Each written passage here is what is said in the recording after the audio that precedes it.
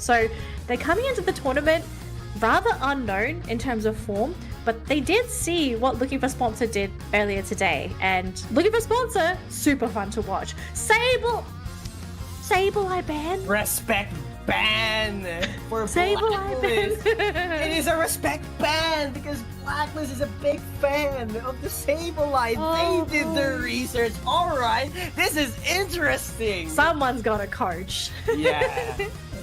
But look at the Pokemon that we're going to be going through. So Miraidon is available, was not banned at all. Mewtwo is available, Zacian is available. So many major Pokemon are available, and I mean, even I feel like Metagross is almost deserving of a ban today. Like, that Pokemon has been so impactful for the Filipinos. Oh my god. What do you mean, Metagross. Come on, Metagross again, the trademark of the Filipinos being seen in the broadcast. But here's the thing. I love the initial lineup so far for Looking for Sponsors. Really well balanced. They have setups, they have shields or heal, whatever it could be on depending on the kit, and they have a reliable attacker. But I'm quite curious, why did they prefer Mewtwo Y over a Miraidon that is wide open? I mean, it's still available, but I mean, to be fair, I don't think we can really fit it into Looking for Sponsors draft. So, I mean, even Blacklist are not picking Miraidon, which this Pokemon wasn't nerfed. We're getting a Charizard. Come on! I mean, sure. Oh, sure, we'll take Okay. it. Come on. Wow, okay. So Looking for Sponsor coming into this match hot, playing Charizard, our first Charizard of the tournament. And looks at Blacklist, they're going to be taking a page out of Talon's book and are going to be picking up Ho-Oh themselves. Now, this is a proper defender Ho-Oh, I believe. It's not going to be the core Ho-Oh that we saw previously in our previous matchup. But you know what? I want to see Lip play this Charizard, because Lip in his previous matchup, I feel like he was such a standout player for the team. He did so much carrying. And if he's able to do this with a Charizard, I feel like that's a testament to your skill as a player. Yeah, I'm actually quite curious for the Charizard. Like, yes, they do have a reliable range already because of the Mewtwo Y, but just remember that Mewtwo Y Side Strike. It does provide a minimal amount of area of effect, but it's just a single target. So, are we going to be seeing the Flamethrower and Fire Blast for more control of firepower in terms of range and area of effect? Or are we going to see the Brawling Charizard with the Fire Punch and Flare Blitz? So that's the biggest question that I have so far in my mind, because Urshifu is reliable, alright? Not deny that. But what do they need? Additional range or additional Brawler? I'm just thinking. I mean, if you're going for damage, it's always going to be Fire Blast, Flamethrower, right? Because you need the damage over time. You also get the bonus movement speed, so you can chase down some of those backline Pokemon with Flamethrower. And Charizard can be quite mobile himself as well once he starts stacking up those Flamethrowers. So, good question. I mean, the Unite move is probably the biggest thing for Charizard as well, right? Just being able to fly into the backlines, the self-heal, just basically bypassing all of the Disable. I think I'm leaning towards the Fire build for this Charizard, but I mean, I could be wrong. Maybe it's a hybrid, you know? Fire Punch and Fire Blast. Oh, maybe. We'll see later on. You know, it's Lip that we are talking about. Full surprises as of the moment in this stage.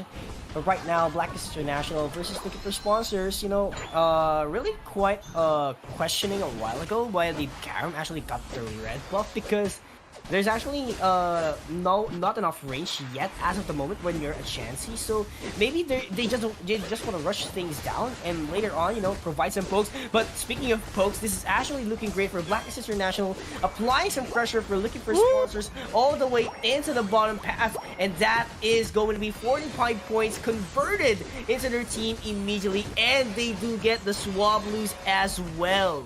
Yeah, there's going to be a Black Urshifu as well for Looking for Sponsors. So they're getting the secure, and they also want to have the unstoppable from the Wicked below. So a couple of options here. No Water Bear, unfortunately, but look at this Urshifu. He is just struggling to do anything. He can't catch the Espeon, and he's being picked down by Ryu on the Ho-Oh as well.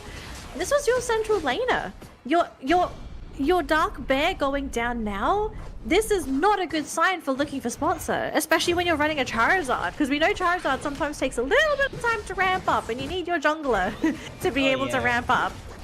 Yeah, Sen being able to contribute by applying some pressure, applying some damage as well, in order for Su to evolve into an Eldegoss. Oh, but that was a nice backup from Miva, making sure that they get an additional damage as well, and response coming in from their team. But right now, looking for a sponsor, still eyeing for a trade, but not gonna happen, as Blacklist International is going to be the ones who get another KO. So it's going to be a confirmed flamethrower on this Charmeleon. So probably going to be the pure fire build, Fire Blast and flamethrower. So lots of mobility, lots of damage, but that also leaves Charizard a little exposed if he needs any kind of crowd control himself. So he's got to focus on getting those levels, but that is really hard when you have 5 Pokemon barreling down your lane, wanting to break your goal zone. The burn is slowly chipping through a lot of these Pokemon, but he just gets pulled back by that Gabite. You have to respect these Pokemon. Oh yeah, and this is not looking good for looking for sponsors. They're just being baited down by the gameplay of Blacklist International. And right now, their response is to do a handshake in terms of objectives. Yes, Regieleki will apply some pressure all the way into the top path, but looking for sponsors, they want to make sure that they get guaranteed XP at the same time. Oh, this top lane looks like it could be a disaster unless we get some teleports back home. It's just Charizard up here to defend against that Aleki. And we have a lot of players from Blacklist hiding in that bush, thinking if they want to ambush. But no, they see the number of Pokemon defending. So they're going to go back and just clean up all of those wild Pokemon instead, getting ready for their next main objective. So I don't think looking for sponsor are out of the race yet. They still have a plenty of opportunities to make some comebacks happen, because Blacklist themselves, they have slowed down a little bit, and this could be something that they're kind of accidentally setting themselves up for if you just leave looking for sponsor alone. We do see the jump bomb onto the Ho-Oh, but they kind of regret now, because that Blissey, first one to get roasted and eliminated, forcing Blastoise to actually surf himself out of this, and beautiful Hydro Pump to actually keep those 2 Pokemon at bay. We still have the Mewtwo there using the Unite, and here we go. Charizard is there, pops the Unite as well onto that Metagross, trying to burn him down, and it looks like he's going to do a fantastic job of isolating as the rest of the team get zoned out. And they do get a pretty big elimination there. Metagross giving away a lot of experience, being a level 10 Pokemon. And that's going to benefit a lot for looking for sponsors. They were able to make sure that they catch up in terms of XP. So right now, looking for sponsors, they need to maintain this, or actually not maintain, but rather to get more resources as much as they can, because slowly but surely they're catching up in terms of levels. It's looking great in terms of scoring. They are on par as well with Blacklist International, so just don't, just go into the fights and actually win. And knowing that Ho-Oh is lacking in terms of AO's energy, look at that sandwich. Force that into the fight. But right now, that's going to be the Dragon Rush coming in from the guard jump. Live with Outreach will be out as well, being able to take down that Blissey. But the Bliss assistance was there actually from Lip, but he gets taken down into the process as well. But on the other hand, Killing Flame will send back that Espeon into the fight. Cycle the Fire Blast! So Lip would actually be up until going. But on the other hand, looking for sponsors, it's looking good for their team. What a sustain that we witnessed. What a fight coming out from looking for sponsor as well. The kite, it looks like Blacklist were going to be the ones to sandwich them in towards Regieleki, but they managed to squeeze themselves out of it, and they caught some really crucial knockouts at the beginning of the fight, in particular Metagross. And I think this is now starting to reveal a little chip in this strategy of Blacklist International. The Metagross pick is basically the primary frontliner for the team. Sent's job for Blacklist is to sit in the front lines and really keep looking for sponsor at bay. And when he's gone, Garchomp can kind of do the same, but he doesn't absorb the same amount of damage that a Metagross can. Garchomp is really there to just dish out those big damage numbers. And I feel like the comeback came from that Blissey, being able to get the Bliss assist before getting knocked out. If it wasn't for Garam, maybe things would have actually pushed in favor of Blacklist. But looking for sponsor, just playing it very patiently, using their utility and resources, and just really not letting Blacklist run over them, saving them in probably the most important fight of the game thus far. And because we have 3 minutes to go, we have a limited amount of time before we're getting ready for that final Rayquaza. Yeah, and actually, Ryu needs to get more Ao's energies, needs to get that Unite move charge up immediately because they will be needing that later on after 1 minute of this matchup. But there's going to be another set of objective as of the moment. We're not around 220, I think, if I'm not mistaken, but looking for a sponsor, they want to make sure that they maintain this lead so they cannot afford to overextend. But at the same time, it's looking good for Blacklist International if they do get the equation later on because they can just, score at the tier 1 goal zone and eventually make that lead even larger. So that's actually a huge one for their team. They can actually take this one as an advantage because of that very vulnerable goal zone that looking for sponsor still has. Absolutely. So we have 15 seconds to go, Yules, and you can see both of these teams, they're doing the best they can to just sort of chip away. And I'd argue the advantage is probably in favor of looking for sponsor here. Charizard, especially with the fire build, is really great at poking from a distance. And you can even zone Pokemon out with the fire blast like this. They can't pass through it unless they want to take that damage. So it's really up to Blacklist to kick this fight off because they're the ones that are currently behind. And so it looks like they're slowly chipping away, but who is their primary target? Who do they want to jump on? They really want Lip. Oh, they really want Liv so bad, but right now, he's actually about to get taken down, but Seismic Slam would save by getting knocked out. But there is going to be one taken down at the process for Blacklist International. But look at that Mewtwo all the way to the back line, making sure that they provide a lot in terms of damage. 2 gets taken down into Blacklist International, but where is the Rekindling Flame? It is not available, and little by little, Blacklist International is falling down. Miva is still at the tall grass doing his job, doing his best, but he gets pushed back by the Hydro Pump, and this is not looking good for Blacklist International. Who's going to be getting the last hit? It is going to be looking for sponsor. Incredible. And right now, they're just going to dunk it in, and they get the victory. It all was because of the Seismic Slam saving Lip. We saw just now how dead set Blacklist were in trying to pop that Charizard before the Seismic Slam was able to connect, but he gets it at the final moment. The extra shielding and the lifesteal he got from that Unite buff was what saved him, kept Lip in the game, and because Blacklist were also grouped up, it was the perfect setup for looking for sponsor to just come in and follow through to finish things off. Blacklist, they were so close. It was just one small decision, just a slight lack in damage that really ruined things for them in that Rayquaza fight. Yeah, and Lip probably the MVP. To the bank. He's the MVP. It is going to be Lip. Just imagine the contribution of the Fire Blast, making sure that looking for sponsors to zone everyone out at the side of Blacklist International. They cannot get in touch. They cannot get close to everyone because they know that if they charge in, that Fire Blast is going to slow them down, and at the same time, it would cause a lot of damage on their side. So they don't want to gamble with that, knowing that Rekindling Flame is available, but where is the Ao's energy from Ryu? They cannot do the full team revive at that moment.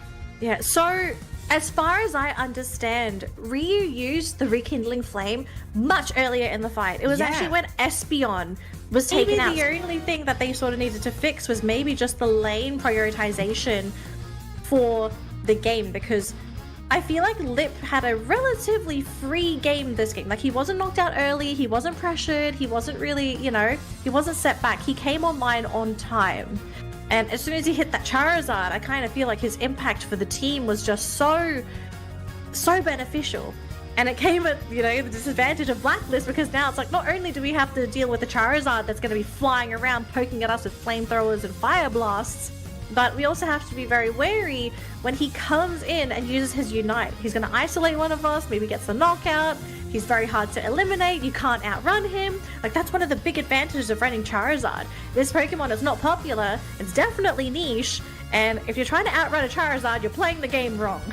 Yeah, that's like a challenge here as of the moment. So, still respect ban for looking for sponsors for the Sableye, but they will be getting their access towards the Metagross actually. So, this is actually a great deny pick, knowing that again, Blacklist International and in general Filipino teams are really great when it comes to utilizing this Metagross. So they're going to be taking away some comfort, but at the same time, another comfort comes in the side of Blacklist International. I do feel like this is their 100% as of the moment, because Trevenant from Ryu, Aldigas from Sususu, we've seen it multiple times, and whenever they use this, it is like a higher chance that this game would be successful for them. Are we going to be seeing another Greninja today? Because Dream MT, he's highlighting the Gren. We've seen it 3 times. We've had 1 win, 1 loss so far. So I think it's a 50-50 win rate for that Greninja. And depending on how Dream plays it, if it ends up being picked, which it is, we could be seeing a positive win rate on this Blue Frog. Yeah, I'm really quite excited and at the same time curious, can Tramp really pull this one off? Because for the record, he's always successful when it comes to Greninja, but can he pull it off at this stage? Can he pull it off? That is my biggest question as of the moment, because for looking for sponsors, they have a great setup that is about to unfold. They have Computer Crush, they have Hydro Typhoon, and that Aegis Dash with the white card could actually knock back, you know, the members of Blacklist International. So that's a big challenge, knowing that Sen is actually there, who might be doing aggressive plays with the Shadow Sneak. I want to pick your brain, because I'm also just sort of looking at Dremp's Greninja and I'm thinking, what is the thought process for picking Greninja in this particular matchup? Because you are going up against a lineup with a lot of not only very thick Pokemon, but also Pokemon that have a lot of access to just some kind of disable or stun. Because we all know one of Greninja's biggest weaknesses. As soon as he gets stunned, that's it. That Pokemon generally is going to get knocked out. So what is Greninja's role here? Is it really just to sort of sit on the outskirts? Because Greninja's not long range, okay? It's kind of short range for an attacker. Is it supposed to just sort of poke Pokemon down and come in with the Water Shuriken to sort of finish things off? Or is there something else that we're kind of not getting with Dremp's Greninja pick? Because I'm kind of struggling to justify Greninja over something such as an Inteleon. You know, any long-range attacker I think would have been very nice here.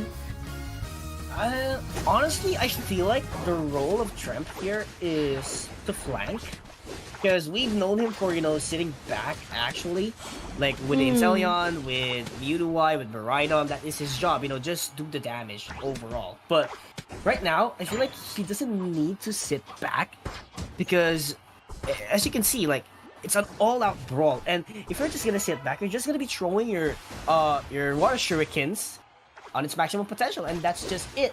But with the Cursed Incense that Cursed Bangle rather, that I've seen a while ago, maybe they're trying to shred things when it comes to the region as of the moment, and maybe take down the primary front line aside from flanking. So I feel like this is going to be a multi-purpose attacker for Drem. But the big question is this really the sustainable decision for your team? Yeah, it feels very risky, but look, they picked it. They clearly have a lot of faith in Dremp, so we'll see if he's able to pull things out here with that Greninja pick. Up top, though, things are looking fantastic here for looking for sponsor as they dunk a whole bunch of points. But down bottom, that's going to be the story for Blacklist. Although, actually, we see 2 knockouts down there. Both Mimikyu and Phantom will be eliminated. Thankfully, they do manage to keep the Fragadia, so Dremt is okay. But they're coming at the cost of a lot of knockouts. Even the Steenie being eliminated. So 3 Pokemon already KO'd on the side of Blacklist. Looking for sponsor, they are coming in strong for game number 2. And level 7 Metang at the first 2 minutes of the game. This is going to be very difficult for Blacklist to bounce back, because this is actually a guaranteed central area Swablues and Altaria already for their team. So It's going to be really hard to contest for Blacklist International, and later on, we will be seeing the surprise attacks from the Matang. Eventually, will be a Metagross in like about a minute or 20 seconds at least, and that's gonna put so a early. lot of pressure. That's gonna put a lot of pressure inside of Blacklist. It's so early too. Like, I don't see Blacklist being able to get a knockout on a Metagross now. They just do not have the damage output. Like, Dremt needs time. He needs another minute, another 2 minutes. And a Metagross, if that happens to pop out any moment now, a Metagross is not going to give you that time. Looking for Sponsor is probably going to invade. They're probably going to prevent Blacklist International from just sort of getting those wild Pokemon on their side of the map. And as you can see here, we do have the Metagross online, and he's just stealing wild Pokemon away as well. Down bottom though, this Serena going to be eliminated after a big push comes through by Looking for the Sponsor. They are defending with the Trevenant, but there's only so much you can do up against 4 Pokemon. And look at this, up top, we have a Metagross single-handedly defending and buying time in that top lane. Oh yeah, and there's actually... And he gets Dremt! Wow! What phenomenal damage, and not just one, but 2 in the process. And Neva wants to shut down, but not gonna be quite lucky to get the KO up against Mysterio. But right now, he has to back away with a triple axle, and of course, the what was the move that he picked? A drop kick. There we go. Thought it was a grassy slide, but yeah, it is going to be drop kick. So nice backing away from Neva. Very disciplined, but on the other hand, they need that shutdown in the Metagross. I don't know how they shut down the Metagross. I just feel like this early on, it's just too big, too tanky to deal with. And you have the resets as well, so with how slow it's going to be to just get rid of the Metagross to begin with, he's going to come back to full multiple times in these upcoming fights. But Blacklist, if there's a will, there's a way, and it takes a little bit of effort to do so. As Graham, he does scout out the bush and spots multiple Pokemon, so they do know Blacklist is up here. There's no Aegis Slash though, but the rest of the team is coming on through. Big Surf coming in from the Blastoise. Woodhammer as well as Hornlead connecting onto the 2 main Pokemon from Looking for Sponsor. Mimikyu coming in with the Unite as well. Metagross and Blastoise are down, but can they finish off the rest of the team? Hornlead just pushing Looking for Sponsor back. They've lost another one. Aegis Slash is gone, and now it's just going to be the Hooper and the Mewtwo together and up against 5. They just don't see them being able to defend. They will get rid of the Trevenant finally, who stuck around just for a little bit too long. And Blacklist, did they overstay their welcome? That might have been the case now. Oh my goodness, Blacklist International is really desperate to get the score landed in the top path, and they did overstay after that welcome remarks that they gave to Looking for a Sponsor. Dremt actually did a great job using the water burst shuriken a while ago in order to go in, deploy some damage, and fall back with a double team and water shuriken. It was phenomenal. It was a damage that they wanted to see. But the thing is, they overstayed. They were desperate to get the scores ongoing by not knowing that everyone was already going back into the gold zone. Everyone is going back at it. And there is still a Pokemon left for Looking for Sponsors. Did not made them, plan out the way they wanted it to happen. So, Blacklist International, they need more decision-making process here as of the moment, because Looking for Sponsors, they are just outsmarting them as of the moment. They are really they're outsmarting, they're outplaying, and maybe Blacklist are panicking, I think, to some degree. You can definitely tell there are a couple of plays that they're making where you can see it's out of sheer desperation, trying to equalize the game, trying to catch up. And we do have Dremt. I mean, he just tried to go for a simple pick-off onto a support, but again, I literally just said it, they're making plays out of desperation. But I feel like on a player such as Dremt, I think it would have made a lot more sense to just go get those wild Pokemon. Don't really waste time back in the Pokemon Center. Just focus on that macro and get ready for that Rayquaza. Like, do not waste your time. Because, it might just be a Hooper, but with how Looking for Sponsor is played, their Pokemon are generally always going to have a buddy that's going to back them up. Like, they have been so great at watching each other's back. Oh yeah. But right now, Looking for Sponsors, still in control of the game, by the way, despite losing in terms of points. It's just 10 points. It is super flippable later on at the final stretch. So Blacklist International, they need to get more wild Pokemons. They need those level ups. But Neva is trying to force something out. He wants to get Garam off guard, but that Surf would put a lot of pressure for Blacklist International to advance their charge. Just got to watch out for that Blastoise. Blacklist just play super patiently. They do not get the connection there onto Pizza originally. They got the shielding though, so the Metagross is still okay. But if they get that Hooper, there's going to be no more resets. They even body block with the Metagross. Really tight team play for looking for sponsor. That could have gone really badly if the Hooper did get eliminated, but the resets are there. And with 14 seconds to go, you can tell these teams, they're rearing to go for this Rayquaza fight. And who is their target? They do a little bit of damage to the Serena. Both teams so scared of this initiation that they're looking for. But look at the Trevenant. He's coming in from the right side. He's all alone. This could be the perfect opportunity to turn things around. Piss trying to initiate things down for looking for sponsors. Blacklist International cannot gamble everything out for the Rayquaza, so they're just playing tag as of the moment up against looking for sponsors, but they are just waiting for a perfect opportunity. And Pizzerio still has that computer crush ready. If Neva overextends this is going to be the initiating plan for looking for sponsors, but on the other hand, it's going to be Drep taken out in the process. Reason Bound was deployed here by the Hoopa, and look at that, Neva is just pinched down. Looking for sponsors, looking great so far. 3 members left for Blacklist International. What can they do? It's just a tag battle between them. Ryu is buying an ample time for the reset of Blacklist International. But there it goes, Sen trying to deploy those Shadow Claws immediately, but a Cloud Crash will be there as well to sustain everyone down for Blacklist International. But here comes the response. The Surf, it would connect, but it's going to be looking for sponsors still. Blacklist International, they're going to get taken down. They're going to be taken down by looking for sponsor. What an amazing game coming out from the South Korean team. They put on a show. They put on a show. They are making a statement today. And we're going to be getting a really fun matchup. Assuming looking for sponsor guarantees to win this game, which it looks like it should be. We've got 25 seconds to go. And we don't see any back caps coming in at all. So this team, they are surprising me. They're surprising you. Wow. They are looking fantastic. Their next challenge, though, will be Talon. And that is a matchup I'm looking forward to. And that is a matchup. The main storyline. The main course. The main course for now, because that is the upper bracket finals, ladies and gentlemen.